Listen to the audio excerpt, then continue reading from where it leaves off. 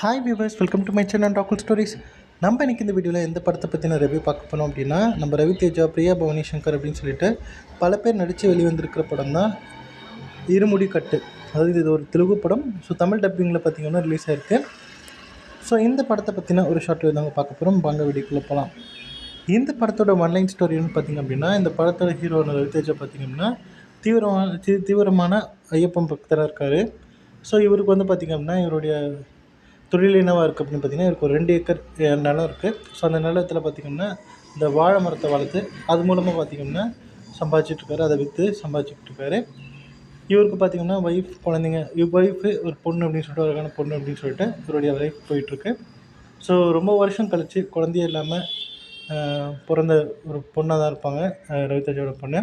So அதனாலேயே ரொம்ப சந்தோஷப்பட்டிருப்பார். ஐயப்பனே நமக்கு கொடுத்த ஒரு வரம் தான் நம்ம பொண்ணு அப்படின்னு சொல்லி அவ்வளோ சந்தோஷமாக இருப்பார்.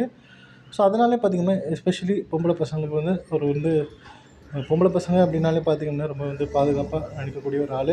ஸோ இவருடைய பொண்ணு மட்டும் கிடையாது, ஊரில் இருக்கக்கூடிய அத்தனை பொண்ணும் பார்த்திங்கன்னா தன்னுடைய பொண்ணை நினைக்கக்கூடிய ஒரு ஆள். ஸோ அப்படி இருக்கக்கூடிய சூழ்நிலை பார்த்திங்க அப்படின்னா, ஊருக்குள்ளே பார்த்திங்கன்னா திடீர்னு பார்த்திங்கன்னா சின்ன குழந்தைங்களுடைய சடலம், அதாவது டெட் பாடிஸ் கிடைக்குது. ஸோ மர்மமான முறையில் பார்த்திங்கன்னா கொல்லப்படுறாங்க. என்ன நடக்குது அப்படிங்கிறது தெரியல. ஸோ அதுக்கப்புறம் என்ன மாதிரியான சம்பவங்கள் ஆச்சு, நம்ம ஹீரோ ரவி தேஜா என்ன பண்ணார் அப்படிங்கிறது தான் இந்த இருமுடி கட்டு அப்படிங்கிற இந்த படத்தோட மொத்த கதையும். ஸோ இந்த படத்தை பொறுத்த வரைக்கும் பார்த்திங்க அப்படின்னா, இந்த படம் பார்த்திங்கன்னா முழுக்க ஒரு தெலுங்கு மசாலா படம் தான். ஸோ தெலுங்கு ஆடியன்ஸ்க்கான ஒரு படம் அப்படின்னு தான் சொல்லணும். இது முழுக்க தெலுங்கு படம்ன்றனால ஸோ அந்த வே ஆஃப் அந்த ஸ்டைலில் தான் இருக்கும் அப்படிங்கிறது எந்த டவுட்டுமே கிடையாது. ஸோ ரவி தேஜாவுக்கு ஒரு மிகப்பெரிய கம்பேக்காக இருக்கும் அப்படிங்கிறதுல எந்த டவுட்டுமே கிடையாது. ஸோ கண்டிப்பாக இந்த படம் தெலுங்கில் ஒரு மிகப்பெரிய பிளாக் பஸ்டர் ஆனாலும் ஆச்சரியப்படுறதுக்கு இல்லை. பட் தமிழ் ஆடியன்ஸ்க்கு எந்த அளவுக்கு இது கனெக்ட் ஆகும் அப்படிங்கிறது தெரியல. பட் இருந்தாலும் ஒரு ஃபீல் குட் மூவி அப்படின்னு தான் சொல்லணும்.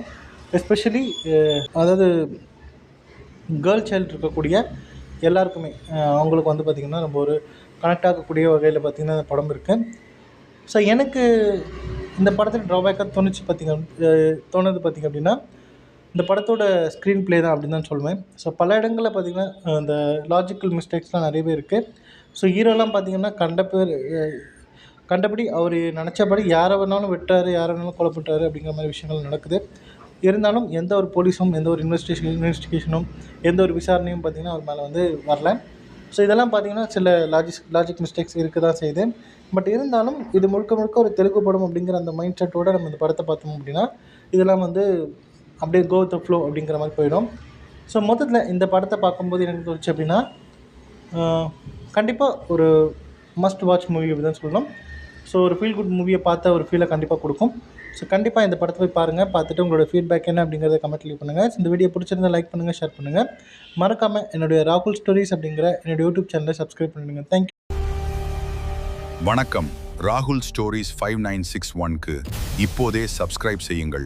மேலும் பல சுவாரஸ்யமான கதைகளுக்கு இணைந்திருங்கள்.